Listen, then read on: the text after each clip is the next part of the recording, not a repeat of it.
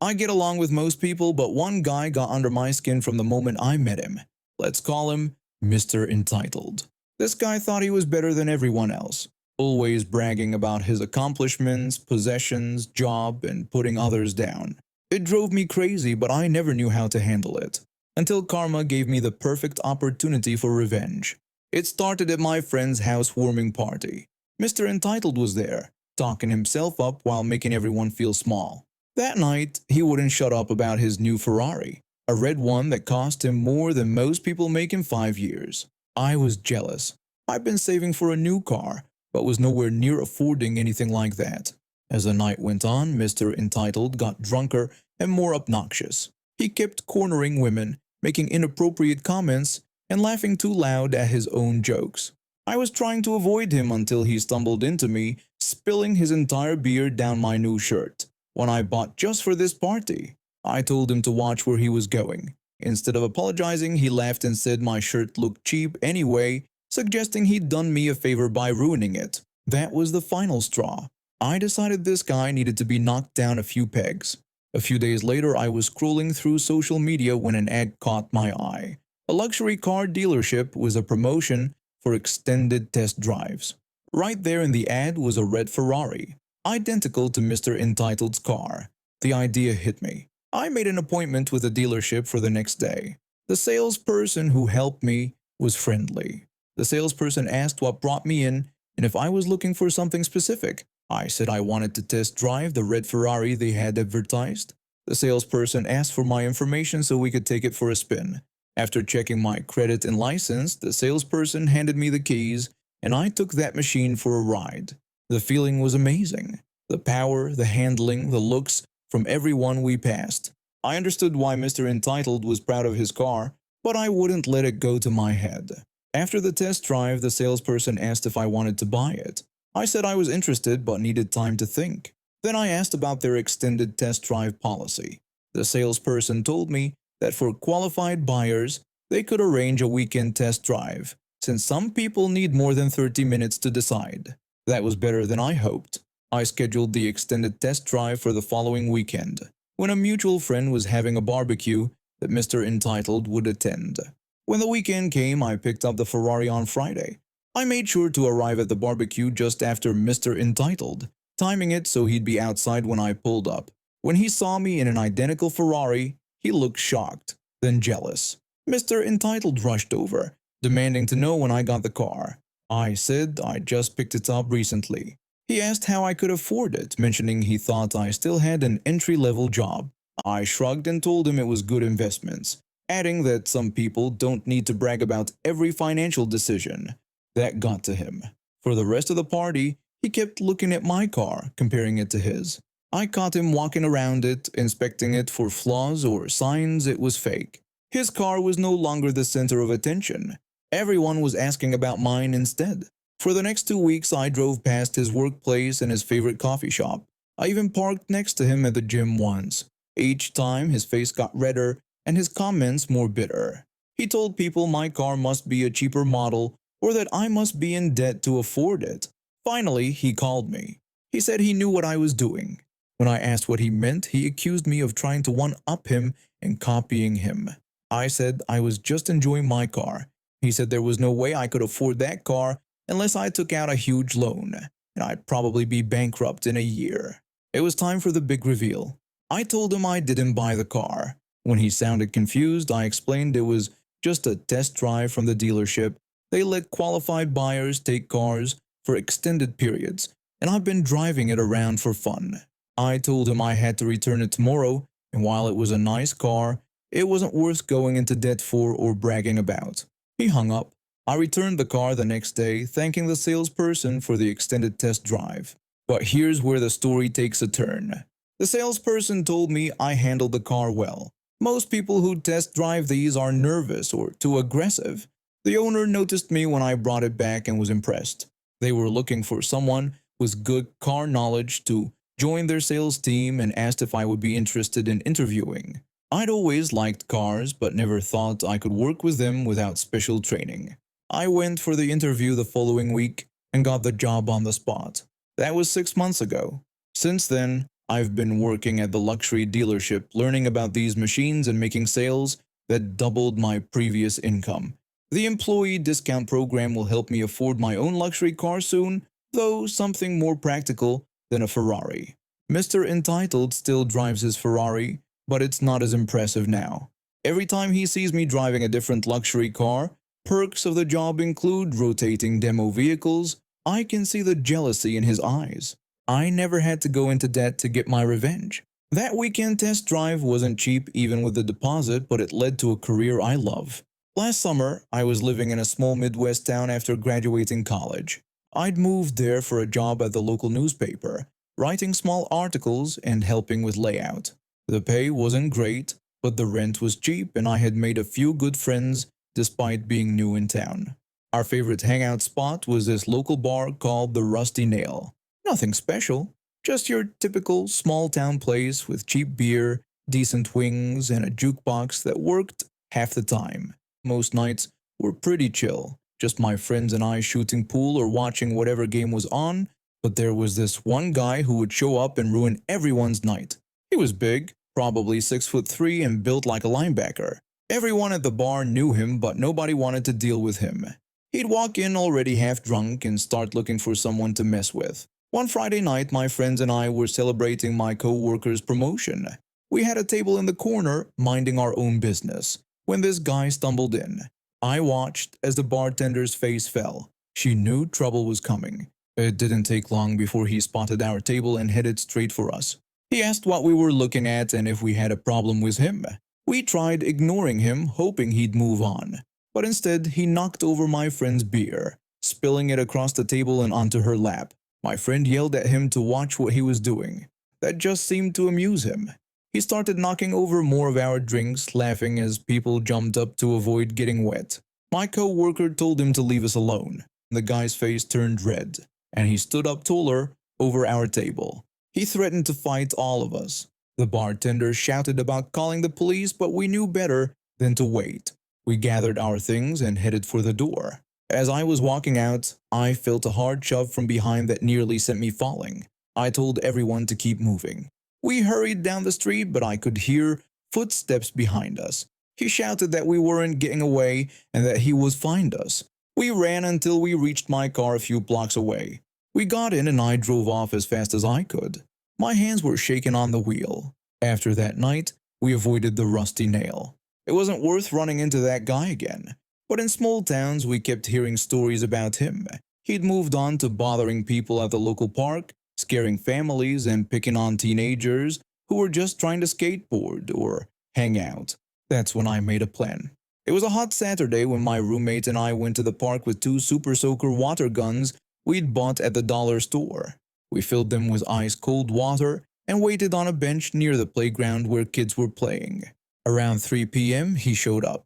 I could tell he was already drunk. He started yelling at some teenagers to get off the basketball court because he wanted to use it, even though they were in the middle of a game. We walked up behind him. I asked if he wanted to cool off. Before he could turn around, we started spraying him, soaking his shirt and pants. He looked shocked. He tried grabbing our water guns, but we kept moving and spraying. He told us to stop. We didn't. Parents were gathering their kids and moving away, but nobody tried to help him. Everyone was happy to see him getting what he deserved. After about 2 minutes, he was completely wet, shivering despite the summer heat. He asked us to stop, saying he was sorry, but I wasn't done yet. I asked if he still wanted to fight. He got mad and came at me, but the grass under his feet was wet and slippery. His legs went out from under him, and he fell on his back with a loud thud. Everyone at the park laughed. I told him he wasn't so tough, and next time he should think twice before picking on people. He got up and walked away, wet and embarrassed. For a few weeks, the park was peaceful. No sign of him anywhere. I felt like a hero, though I kept the story to myself. Then one evening I was walking home from work when I saw him across the street with 3 other guys. My stomach dropped when they saw me too. He told his friends I was the water gun guy and they should mess me up. They crossed the street, blocking my path. I asked what they wanted. He stepped forward, smelling like alcohol, and said he would teach me a lesson. He swung at my face. I ducked. He kept throwing punches that were powerful but sloppy. My heart was pounding, but I kept dodging. After a few missed swings, he stumbled forward. I tackled him to the ground. We hit the sidewalk hard, and I pinned him down using a wrestling move from high school. His friends moved toward us, but I looked up at them. I warned them to back off or I'd call the police. I kept him pinned until he stopped fighting. When I let him go, he got up and walked away with his friends, not looking back. I never saw him at the park or the bar again.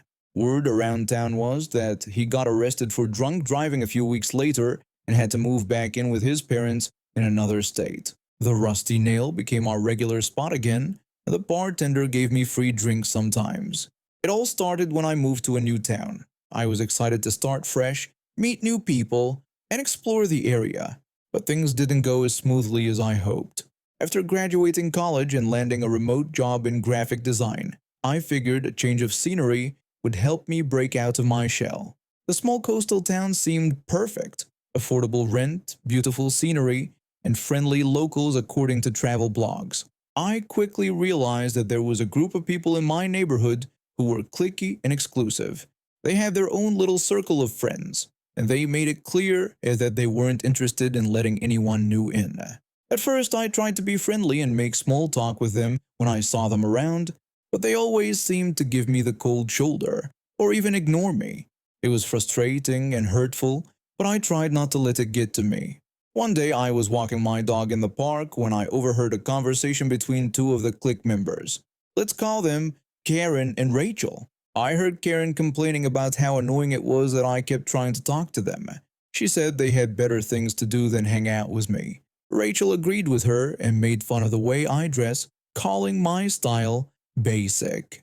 I felt my face flush with anger and embarrassment. Who were these women to judge me based on my clothes and try to exclude me? I decided I was going to get revenge. Over the next few weeks, I kept a low profile and watched the clique's behavior. I noticed that they were really into social media, constantly posting pictures and stories about their outings. I also noticed that they were very competitive with each other, always trying to one-up each other and prove who was the coolest. I came up with a plan. I created a fake social media account and started following the clique's accounts. I made sure to interact with their posts in a way that seemed friendly but also mysterious. For example, if Karen posted a picture of her and Rachel at a new restaurant, I would comment something like, "Looks like you guys had fun. I wish I could have been there." It was just vague enough to make them wonder who I was. Slowly, I started to gain their attention. They started following my account and liking my posts. I made sure to post pictures of myself doing things that seemed cool, like hiking or at a music festival. They didn't recognize it was me. I also hinted that I was friends with other cool people in the area. I posted a picture of myself at a party with a group of people and wrote, "Lucky to have friends who know how to have a good time." I could tell that the clique was getting curious and maybe even jealous. They started messaging me more often, asking if I wanted to hang out. At first, I played it cool and made excuses, but eventually I agreed to meet them at a popular coffee shop in town. When I arrived, I could tell that they were nervous and excited to meet the mysterious new girl who seemed to be friends with everyone. They greeted me with awkward smiles and invited me to sit with them. We made small talk and I could tell that they were all trying to impress me.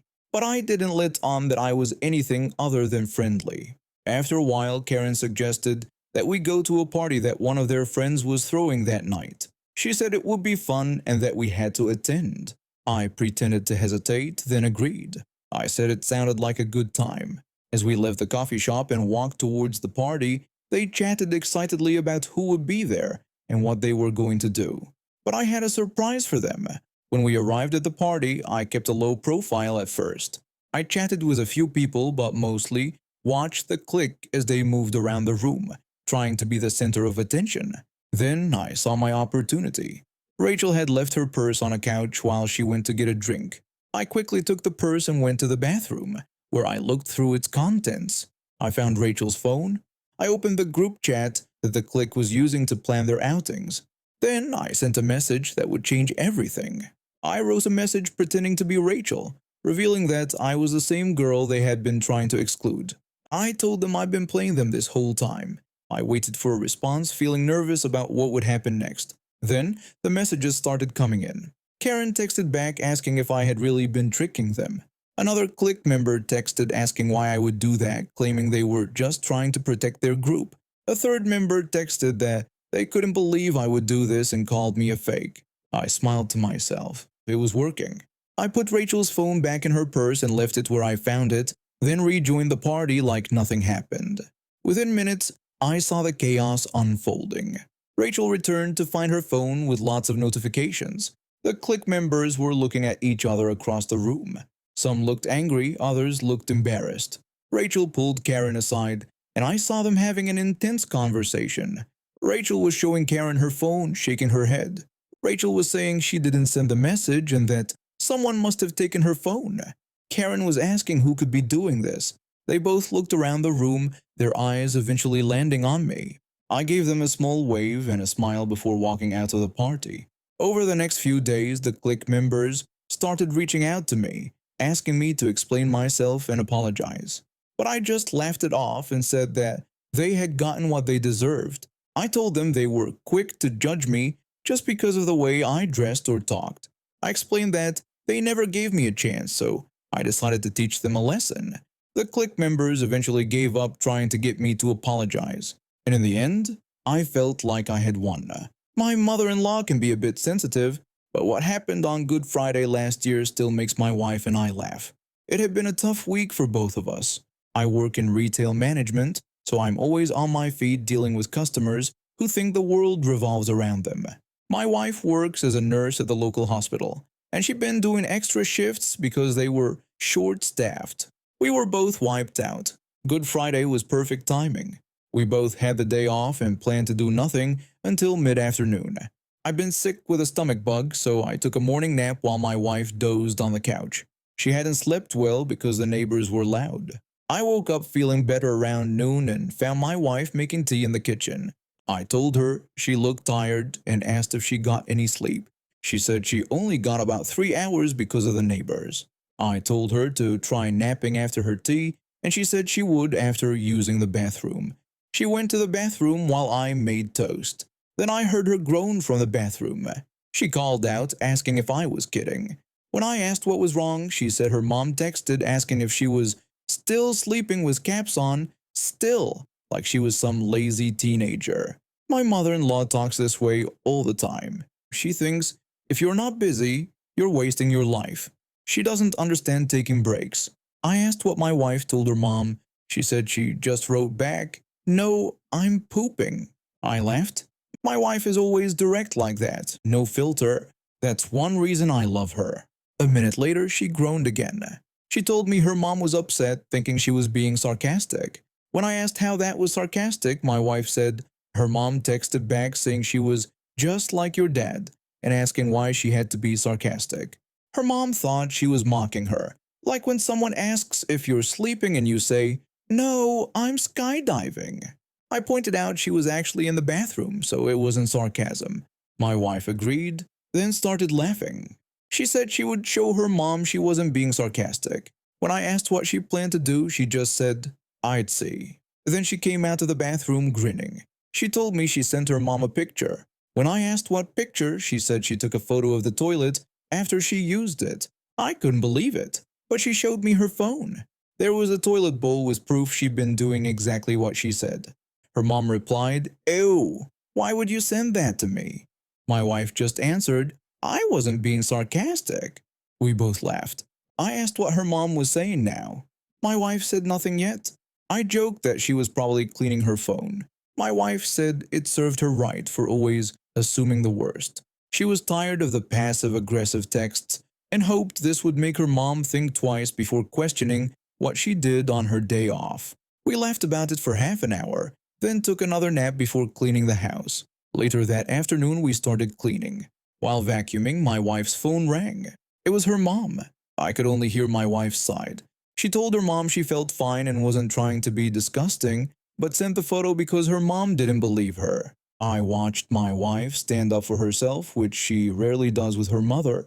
She told her mom she was tired of the passive-aggressive comments and asked her to talk normally without judging. She explained they slept late because they had a rough week and needed rest. Before hanging up, she said she loved her mom but asked for no more judgmental texts, promising no more toilet pictures. After hanging up, she looked relieved.